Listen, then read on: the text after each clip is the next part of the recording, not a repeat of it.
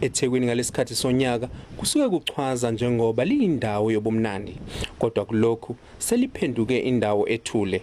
Kulandela ukuvalwa kokubhukuda emabhishi kanye nokuhlangana kwabantu emcimbini, nokuvalwa kokudayiswa nokuphuzwa kotshwala. Abamabhizinisi bathi imigomo ekumele ilandelwe yenza kube nzima kubo. These are our three main income streams. So because of COVID, more especially today, now that alcohol is banned, which means we cannot have sales from alcohol. We cannot do events because gatherings are prohibited.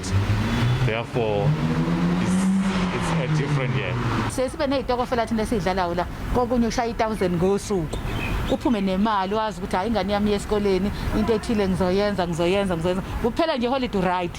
Bekubonakala ebusweni ukuphoxeka kubantu abasuka ezindaweni ezikude bethi bazozijabulisa kodwa bathola ukuthi ngeke bakwazi.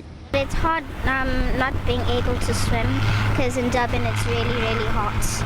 My plan next year is to stay safe, still sanitize, wear masks, even though we're all tired of it. We must still keep going. Izivimbamgwaqo ezibanjwa amaphoyisa kuleli dolobha zibe nemiphumela njengoba kubanjwe abebeshushumbisa utshwala, abanye bengafakile ama-mask. Londi Khadebe, SABC News, eThekwini.